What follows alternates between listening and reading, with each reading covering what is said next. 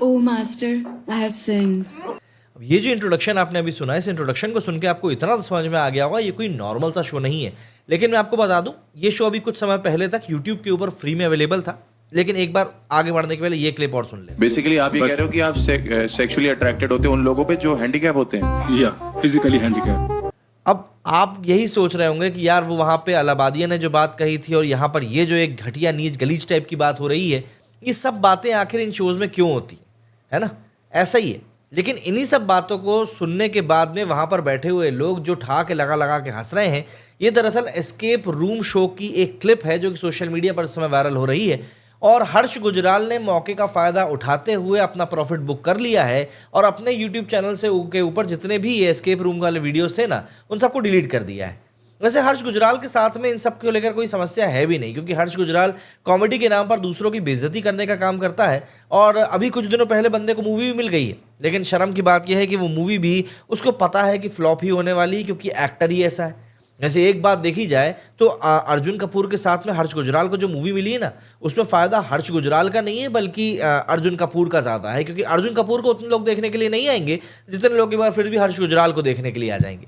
इन सब के बीच में हर्ष गुजराल का एक वीडियो भी वायरल हो रहा है सोशल मीडिया पर, जिसपे कि कौन एक्ट्रेस है इसकी, भूमि पेडनेकर इसको स्टेज से उतरने के लिए इशारा कर रही है। तो मतलब एक तो तुमने पहले तो नाच भी नहीं पाए और इज्जत गंवाई वो अलग। अभी अनुभव सिंह बस्सी, उनका एक शो था लखनऊ में, वो भी एन मौके पर कैंसिल करा दिया गया। तो इस समय पर एक तरीके से अगर हम बात करें तो जो हमारी इंडिया की स्टैंड अप कॉमेडियंस वाली जो पूरी एक कम्युनिटी है, उनमें काफ़ी डर का माहौल है। हालांकि इन सब के बीच में रवि गुप्ता और जाकिर खान जैसे कॉमेडियंस भी हैं जो कि इन सब चीज़ों से काफ़ी दूर है। बट देखिए, समस्या तो मार्केट में व्याप्त हो चुकी है और एक बात तय है कि अब आने वाले समय में इन सब चीज़ों के ऊपर रेगुलेशंस किए जाएंगे और जिस तरह की अश्लील और फूहड़ वाली कॉमेडी होती थी वो अब नहीं हो पाएगी। और इन सब चीज़ों से एक चीज़ और जो पता चली है वो ये कि हमारे देश का जो कानून व्यवस्था और जो सिस्टम है वो कहीं से कहीं तक भी खराब नहीं है। बस दिक्कत है तो इंटेंट की। इंटेंट नहीं है सिर्फ इसीलिए काम नहीं हो पाता, वरना काम तो साफ सारे हो सकते हैं। चुटकुला मारने पर यहाँ पर कहाँ तक बात पहुँच गई ये आप खुद समझ सकते हो। हालांकि वो चुटकुला बहुत ही घटिया और निहायत ही गिरा हुआ चुटकुला था, बट स्टिल हमारे देश में कई सारे अभी सिनेरियोज हुए हैं जिनमें कि और बड़े बड़े स्टेप्स लिए जा सकते थे, बट खैर नहीं लिए गए। चलती है गाड़ी, चलती है। लेकिन कल रणबीर अलाहाबादिया के केस की जो सुनवाई हुई है सुप्रीम कोर्ट ने, उसने यकीन मानिए एक पूरे का पूरा टोन सेट कर दिया है कि अब आगे किस तरीके से चीज़ें चलने वाली हैं। इसके अलावा आज के वीडियो में मैं आपको ये भी बताऊंगा कि कैसे गालियों का जो ये गंदा खेल है, इसने एक पूरा का पूरा इंडस्ट्री को खड़ा कर दिया है और कैसे ये गाली गलौच वाले वीडियोस करोड़ों कमाने का एक जरिया बन चुके हैं। लेकिन सबसे पहले जरा बात कर लेते हैं रणबीर अलाहाबादिया के बारे में। दरअसल यूट्यूबर रणबीर अलाहाबादिया फिलहाल कोई शो नहीं कर सकेंगे। क्या उनका करियर खत्म हो जाएगा, ये भी आपको बताता हूं। दरअसल 18 फरवरी को सुप्रीम कोर्ट ने उनकी गिरफ्तारी पर रोक के साथ ये पाबंदी भी लगा दी। कोर्ट ने रणवीर के खिलाफ मुंबई, गुवाहाटी और जयपुर में दर्ज 3 एफआईआर को मर्ज करके एक केस चलाने से भी इनकार कर दिया है। कोर्ट ने आदेश सुनाने के बाद सरकारी वकील additional solicitor general Aishwarya Shah Bhati ने कहा है कि केंद्र सरकार ऑनलाइन अश्लील कंटेंट पर रेगुलेट करे, नहीं तो कोर्ट को खुद ही कुछ इसको लेकर करना पड़ेगा। कोर्ट ने रणबीर अलाहाबादिया पर क्या पाबंदियां लगाई हैं, आदेश के बाद क्या करियर खत्म हो जाएगा और केंद्र सरकार को कैसे नियम बनाने को कहा गया है, इन्हीं सब चीज़ों के बारे में आपको मैं भी एक्सप्लेन करने वाला हूँ। तो सबसे पहले तो सुप्रीम कोर्ट ने रणबीर अलाहाबादिया की किस याचिका पर सुनवाई की ये समझ लीजिए। तो जी 18 फरवरी को सुप्रीम कोर्ट ने के जस्टिस सूर्यकांत और जस्टिस एन कोटेश्वर सिंह ने की जो बेंच थी, उन्होंने रणबीर अलाहाबादिया की याचिका पर सुनवाई की। रणबीर पर आरोप है कि उन्होंने समय रैना के शो इंडियाज गॉट टैलेंट में माता पिता को लेकर बहुत ही अश्लील और भद्दा कमेंट किया है। रणबीर ने सुप्रीम कोर्ट में याचिका लगाकर 3 बातें कही थी। रणबीर ने कहा था कि देश भर में दर्ज सभी एफआईआर पर एक जगह सुनवाई हो, गिरफ्तारी से छूट मिले, धमकियों के कारण पर्सनल सुरक्षा भी मिले। इसके बाद सुप्रीम कोर्ट ने रणबीर अलाहाबादिया के मामले पर अंतरिम आदेश में क्या कहा है वो जान लीजिए। रणबीर अलाहाबादिया की अपील पर सुप्रीम कोर्ट ने 3 बड़े आदेश दिए। रणबीर अलाहाबादिया को तीनों एफआईआर में गिरफ्तारी से फिलहाल अंतरिम राहत दी गई है। आसान भाषा में आपको बताऊं तो इस मामले में आखिरी फैसला आने तक रणबीर को कोर्ट की ओर से प्रोटेक्शन मिलेगा, जिससे रणबीर को कोई नुकसान नहीं होगा। वहीं इंडियाज गॉट टैलेंट मामले में रणबीर के खिलाफ आगे कोई एफआईआर भी दर्ज नहीं होगी, यानी कि इस मामले में रणबीर पर अब कोई एफआईआर दर्ज नहीं की जा सकेगी। सिर्फ पहले से दर्ज जो केसेस हैं उन पर ही सुनवाई होगी। कोर्ट ने रणवीर को किसी भी खतरे या धमकी से सुरक्षा के लिए महाराष्ट्र और असम की लोकल पुलिस से मदद मांगने को कहा है, ताकि वो जांच में शामिल होकर सहयोग कर सकें। रणवीर को पूछताछ के लिए बुलाए जाने पर फौरन हाजिर होना पड़ेगा। वो जांच में पूरा सहयोग करेंगे और पुलिस स्टेशन में किसी वकील के साथ नहीं जाएंगे। रणवीर को अपना पासपोर्ट मुंबई के ठाणे पुलिस स्टेशन में जमा करना पड़ेगा। सुप्रीम कोर्ट की इजाज़त के बिना रणवीर देश नहीं छोड़ पाएंगे। रणवीर और उनके साथी अगले आदेश तक कोई शो भी नहीं कर सकेंगे। और सबसे ज़रूरी बात यह कि सुनवाई के दौरान सुप्रीम कोर्ट ने रणवीर को सिर्फ आदेश नहीं बल्कि फटकार भी लगाई है। सुप्रीम कोर्ट के जस्टिस सूर्यकांत और जस्टिस एन कोटेश्वर सिंह ने रणवीर अलाहाबादिया को जमकर फटकार लगाई। रणवीर के वकील और पूर्व सीजीआई डीवाई चंद्रचूड़ के बेटे अभिनव चंद्रचूड़ से कोर्ट ने ये 3 बड़ी बातें कही। उन्होंने कहा कि रणवीर के दिमाग में कुछ गंदगी है जो इस प्रोग्राम के जरिए बाहर निकल कर आई है। रणवीर ने जो शब्द चुने उससे माता पिता शर्मिंदगी महसूस करेंगे, बेटियां और बहनें शर्मिंदगी महसूस करेंगी। आगे उन्होंने कहा कि अगर रणवीर इस तरह के बयान देकर सस्ती पॉपुलैरिटी हासिल कर सकते हैं तो कोई और भी ऐसा करके पॉपुलर होने की कोशिश कर सकता है। कोर्ट को इस तरह के व्यक्ति की सुनवाई आखिर क्यों करनी चाहिए? पॉपुलर होने का मतलब ये नहीं कि आप कुछ भी कमेंट करें। आप लोगों के माता पिता की बेइज्जती कर रहे हैं। क्या आर्ट के नाम पर आपको कुछ भी बोलने का लाइसेंस मिल गया है? तो ऐसे में सवाल ये उठता है कि क्या आप सुप्रीम कोर्ट के आदेश के बाद रणवीर कभी कोई शो नहीं कर पाएंगे, उनका करियर खत्म हो जाएगा? देखिए, कोर्ट ने फिलहाल रणवीर पर किसी भी तरह के शो करने पर पाबंदी लगाई है। इस मामले में जांच पूरी होने के बाद उन्हें एक एप्लीकेशन देनी होगी जिसके जरिए उन्हें दोबारा शो करने की इजाजत मिलेगी, लेकिन जांच पूरी होने के बाद। कोर्ट ने रणवीर पर स्थायी नहीं बल्कि अस्थायी प्रतिबंध लगाया है। लेकिन अगर किसी अन्य व्यक्ति ने रणवीर के शो पर बैन लगाने की याचिका दायर करी होती तब उन पर स्थायी प्रतिबंध लग जाता, यानी रणवीर कभी शो नहीं कर पाते। कोर्ट के अगले आदेश तक रणवीर देश या विदेश में भी कोई शो नहीं कर पाएंगे या फिर कोई पॉडकास्ट नहीं कर पाएंगे। इसके बावजूद अगर रणवीर ने कहीं शो किया तो उनको मिली हुई सारी राहतें खत्म हो जाएंगी और उन्हें जेल भेज दिया जाएगा। जब तक केस चलेगा तब तक रणवीर को कोर्ट के आदेशों को मानना ही पड़ेगा। ऐसे में एक बात यह भी आती है कि क्या इस कंट्रोवर्सी में फंसने से रणवीर का करियर अब खत्म हो चुका है? देखिए, संविधान के आर्टिकल 19 और 21 में देश के हर नागरिक को व्यावसायिक इंडिपेंडेंस और जीने का अधिकार है, यानी कि देश में हर व्यक्ति को कमाने खाने की आज़ादी है। अन्य इन्फ्लुएंसर्स की तरह रणवीर भी अपना काम दोबारा शुरू कर सकते हैं और कंटेंट बना सकते हैं। इसलिए कोर्ट के आखिरी आदेश से रणवीर का करियर खत्म नहीं होगा, लेकिन करियर पर इम्पैक्ट जरूर पड़ेगा।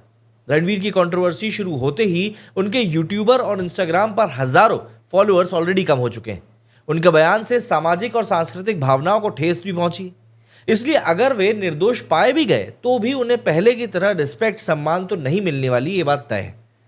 वहीं सुप्रीम कोर्ट ने ऑनलाइन कंटेंट को रेगुलेट करने के लिए नियम बनाने की बात भी कही है। ऑर्डर सुनाने के बाद ये पूरी बात उन्होंने कही। उन्होंने कहा कि भाई अश्लील कंटेंट को रेगुलेट यानी कि नियंत्रित करने के लिए नियम बनाने की मंशा क्लियर तौर पर सरकार के सामने रख दी। इस पर केंद्र सरकार से उनके विचार भी पूछे गए हैं। कोर्ट ने कहा है कि अगर सरकार अपने लेवल पर कुछ कदम उठाती है तो हमें खुशी होगी, लेकिन अगर सरकार कुछ नहीं करती है तब भी कोर्ट इस मामले में को छोड़ने वाला नहीं है और इस पर कुछ ना कुछ जरूर काम किया जाएगा। साथ ही कोर्ट ने ऑनलाइन कंटेंट के रेगुलेशंस यानी कि नियमों की खामियों को दूर करने के लिए भी वेंकट रमणी और सॉलिसिटर जनरल तुषार मेहता से मदद मांगी। कोर्ट ने ये बातें additional solicitor general Aishwarya Bhati से भी कही। सोशल मीडिया कंटेंट पर सख्ती के लिए नए कानूनों से इम्पैक्ट क्या पड़ेगा? देखिए, क्योंकि हम भी सोशल मीडिया पर ही कंटेंट बना रहे हैं तो ऐसा नहीं है कि इम्पैक्ट हमारे ऊपर नहीं आएगा। देखिए, आर्टिकल 19 में सोशल मीडिया को लेकर फ्रीडम की बात कही गई है। कोई व्यक्ति संवैधानिक स्वतंत्रता के दायरे में रहकर सोशल मीडिया पर कंटेंट अपलोड कर सकता है, लेकिन इसका मतलब ये बिल्कुल भी नहीं है कि कोई कुछ भी बोले। अगर कानून बनता है तो उसमें कंटेंट अपलोड करने को लेकर नियम तय किए जाएंगे। जेएनयू में समाजशास्त्र के प्रोफेसर सुरिंदर सिंह जोधका मानते हैं कि सोशल मीडिया रेगुलेट करने के नियम बनाने से यूट्यूबर्स और कंटेंट क्रिएटर्स पर झूठे केस दर्ज होने का एक डर रहेगा, जो कि ऑब्वियस सी बात है, गलत चीज़ है। अगर केंद्र सरकार रेगुलेशन कानून बनाती है तो इसका गलत इस्तेमाल भी होगा, झूठे केस दर्ज किए जाएंगे, इससे सोशल मीडिया पूरा ही क्रिमिनलाइज हो जाएगा। अगर आपको हर चीज़ के लिए गवर्नमेंट का अप्रूवल चाहिए होगा तो बोलना भी आसान नहीं होगा। वैसे भी सोशल मीडिया को कंट्रोल करना कहीं से कहीं तक भी आसान नहीं। सुप्रीम कोर्ट में ऐसी कई सारी याचिकाएं लंबित हैं जिनमें कि सोशल मीडिया कंटेंट को लेकर कानून बनाने की बात कही गई है। वैसे भी किसी जमानत याचिका में कानून बनाने का निर्धारण नहीं हो सकता। कानून बनाने का अधिकार संसद का ही है। अब जरा बात करते हैं पैसे की, और ये गाली गलौज वाला पूरा कंटेंट आखिर कैसे इतना बड़ा बन चुका है। दरअसल इंडियाज गॉट लेटेंट पहली बार विवादों में नहीं आया है। इंडियाज गॉट लेटेंट कई बार विवादों में आ चुका है। इसका एक विवाद मेरे को अभी भी याद है। अरुणाचल के लोगों पर एक बहुत ही भद्दा सा बयान दिया गया था। शो के एक एपिसोड में कॉमेडियन जेसी नबाम ने कहा था कि अरुणाचल प्रदेश के लोग यहाँ पर डॉग मीट खाते हैं, यहाँ तक कि मेरे कुछ दोस्त जो हैं वो पालतू जानवरों को भी खा जाते हैं। इसके बाद सोशल मीडिया पर बड़ा विवाद खड़ा हो गया था। नतीजतन 31 जनवरी 2025 को जेसी के खिलाफ अरुणाचल प्रदेश के ईटानगर में एफआईआर दर्ज हुई थी, जो कि सरासर, मतलब बंदे ने जो कमेंट किया था वो सरासर गलत था। आपको इस तरीके की बात बोलनी ही नहीं चाहिए, सिंपल।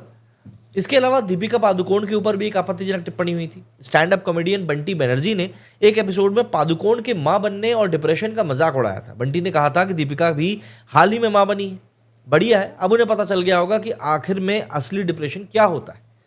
बंटी के इस बयान पर सभी लोग हंसे तो जरूर थे, हालांकि इस पर बाद में काफी विवाद हुआ था। वहीं सोशल मीडिया इन्फ्लुएंसर और मॉडल उर्फी जावेद पर शो के दौरान भद्दे कमेंट्स पास किए गए थे, जिसके बाद उर्फी को शो बीच में छोड़कर जाना पड़ा था। बाद में उन्होंने सोशल मीडिया पर कहा कि शो के एक कंटेस्टेंट ने उन्हें बदनाम किया और उनकी तुलना एडल्ट फिल्म इंडस्ट्री की स्टार मियां खलीफा से तक कर डाली। वहीं शो के एक और एपिसोड में कॉस्ट्यूम कटर मोहम्मद आदिल और मॉडल प्रियंका हल्दर ने एक बहुत ही अजीब सा एक्ट किया था। आदिल ने स्टेज पर प्रियंका की ड्रेस को कई जगहों से कैंची से काट दिया था और कटआउट में बदल दिया था। प्रियंका आदिल को अपना दोस्त बताती थी, वो शादीशुदा थी और 15 साल के बच्चे की माँ भी थी। इस पर लोगों ने एक्ट की जमकर आलोचना भी करी थी। सोशल मीडिया पर यूजर्स ने लिखा था कि एक माँ, वाइफ और बेटी के तौर पर प्रियंका फेल है। अब इन सब चीज़ों के बाद में बारी आती है कि आखिर अश्लील जोक, गाली गलौज के पीछे छुपा हुआ धंधा क्या है। आप इस बात को समझिए, पैसों के गेम को आप ज़रा समझिए कि समय रैना ने जून 2024 तक अपने यूट्यूब चैनल पर करीब 950 वीडियोस अपलोड किए थे। 950, 1000 से सिर्फ 50 का। इसमें कुल 65 करोड़ व्यूज़ उनको मिले थे, यानी हर एक वीडियो पर करीब 7 लाख के करीब उनको व्यूज़ मिले थे। और ये अच्छे व्यूज़ हैं ना, कोई बुरे नहीं है, बहुत बढ़िया व्यूज़ हैं। इस वक्त तक वो channel chess, online gaming, live streaming और नॉर्मल कॉमेडी वीडियोस के लिए मतलब था कि भाई इस पे यही सब डलेगा। लेकिन फिर जून 2024 में इंडियाज गॉट लेटेंट उन्होंने लॉन्च किया। इसके आसपास ही कुशा कपिला वाला भी पूरा एक मैटर हुआ था, जिसमें कि उन्होंने उसको रोस्ट किया था। लेकिन इसके बाद सिर्फ 17 वीडियोज़ में उनको करीब 35 करोड़ व्यूज़ मिलते हैं, यानी हर एपिसोड में करीब 2 करोड़ से भी ज़्यादा व्यूज़। रॉ अनफिल्टर्ड कॉमेडी, जिसमें गाली गलौज भी है, उसने उन्हें पॉपुलैरिटी के नए मुकाम तक पहुंचा दिया। रिपोर्ट्स के मुताबिक वो हर महीने सिर्फ और सिर्फ यूट्यूब से करीब 1.5 करोड़ रुपए कमा रहे थे, स्पॉन्सरशिप अलग। इसके अलावा उनके स्टैंड अप शोज हाथों हाथ बिक जाते हैं। एक स्टैंड अप शो की जो कीमत है वो करीब 60 लाख रुपए के टिकट की पड़ती है। इंडियाज गॉट लेटेंट की वजह से समय की पॉपुलैरिटी, ब्रांड वैल्यू और नेटवर्थ ऑल टाइम हाई पर है। देखिए, गालियों का कमर्शियलाइजेशन करोड़ों कमाने का अब जरिया बन चुका है। कुछ और पॉपुलर कंटेंट क्रिएटर्स की अगर मैं बात करूं तो इसमें कैरी मिनाटी का नाम सबसे ऊपर आता है। यूट्यूबर अजय नागर, भारत के सबसे बड़े यूट्यूब चैनल में से एक कैरी मिनाटी, जिसके 4.5 करोड़ सब्सक्राइबर हैं, उसको चलाते हैं। वे गेमिंग, रिएक्शन और गेस्ट और रोस्ट वीडियोस बनाते हैं। कैरी के सभी वीडियोस में इस तरह की भाषा होती है। हर एक वीडियो का एवरेज 2 करोड़ से ज़्यादा लोग देखते हैं। अजय हर महीने करीब 30 से 50 लाख रुपए तक की कमाते हैं और इनकी नेटवर्थ भी 50 करोड़ की बताई जाती है। वहीं भुवन बाम का बीबी की वाइन्स, जिसके करीब 2.6 करोड़ सब्सक्राइबर्स हैं, ये कॉमेडी वीडियोस बनाते हैं जिनके कैरेक्टर्स के नाम भी ऑब्वियस सी बात है गाली गलौज के शब्दों से लिए गए हैं। भुवन के हर वीडियोस पर एवरेज 2.5 करोड़ व्यूज़ आते हैं। भुवन हर महीने करीब 1 करोड़ से ज़्यादा कमाते हैं और उनकी नेटवर्थ 122 करोड़ रुपये बताई जाती है। हर्ष बेनीवाल को तो हम छोड़ ही नहीं सकते। हर्ष बेनीवाल फेमस यूट्यूबर है। वो अपनी कॉमेडी और ट्रेंडिंग वीडियोस के लिए जाने जाते हैं। हर्ष बेनीवाल के चैनल पर करीब 1.5 करोड़ से भी ज़्यादा सब्सक्राइबर्स हैं। ये अपने वीडियोस में दोस्तों का मजाक, रिलेशनशिप पर भद्दे कमेंट और गाली गलौज का जमकर इस्तेमाल करते हैं। हर वीडियो पर एवरेज 1 करोड़ के आसपास व्यूज़ आ भी जाते हैं। ये जो व्यूज़ हैं, ये ऑब्वियस सी बात है, ये यंगस्टर्स के ज़्यादा रहते हैं। हर्ष की नेटवर्थ भी 30 करोड़ रुपए से ज़्यादा की बताई जाती है और ये 20 से 30 लाख रुपए हर महीने के कमाते हैं। एल्विश यादव सांपों की तस्करी से लेकर गुंडागर्दी की वजहों से हमेशा चर्चा में रहे। एल्विश के यूट्यूब चैनल पर करीब 1.5 करोड़ और ब्लॉग चैनल पर करीब 83 लाख सब्सक्राइबर्स हैं। हर वीडियो पर एवरेज 80 लाख से ज़्यादा व्यूज़ आ जाते हैं। एल्विश के वीडियोस में जिस तरह की बातें होती हैं, उनको सुनकर आपको समझ में आ जाएगा कि कंटेंट क्या है। एल्विश की नेटवर्थ 50 करोड़ के आसपास की बताई जाती है और हर महीने की कमाई 25 लाख के आसपास बताई जाती है। तो ऐसे में सवाल ये उठता है कि आखिर गाली गलौज वाला कंटेंट इतना पॉपुलर क्यों हो रहा है। देखिए, आजकल डिजिटल कंटेंट में शॉक वैल्यू यानी कि चौंकाने वाला कंटेंट हमेशा से इतना पॉपुलर नहीं था, लेकिन आज की तारीख में ट्रेंड में है। लोग अपनी तरफ ध्यान अट्रैक्ट करने के लिए नैतिकता और संवेदनशीलता की सीमाओं को लांघ रहे हैं। इस तरह के सवाल, इस तरह की जो चीज़ें होती हैं, मनोरंजन के बजाय सोशल वोयरिज्म को बढ़ावा देती है, जिससे कि लोग दूसरों की असहजता को देखना पसंद करते हैं। जैसे ही सामने वाला अनकंफर्टेबल होता है, उनको मज़ा आ जाता है। एक्सपर्ट्स बताते हैं कि यंग जनरेशन को जो चीज़ें मना हो, उन्हें उसके बारे में जानने में ज़्यादा मज़ा आता है। इसे रिवॉल्ट फैक्टर भी कहते हैं। समाज में गालियाँ वर्जित हैं, इसलिए लोगों को उन्हें सुनना और खुलकर सुनना पसंद है। ऐसे वीडियोस भी ज़्यादा देखे जाते हैं और ये एक फैक्टर सबसे बड़ा निकल कर आता है। एक फैक्टर इसके अलावा ये भी है कि गालियाँ सुनकर और देकर लोगों को स्ट्रेस काफ़ी कम महसूस होता है। तो कॉमेडी और वीडियोस में गाली देना क्रिएटर्स ने एक तरीके से अब कूल मान लिया है। आप मुझे बताइए कि आपका इस बारे में क्या कुछ कहना है। मेरे इस वीडियो में फिलहाल इतना ही। जय हिंद, जय भारत।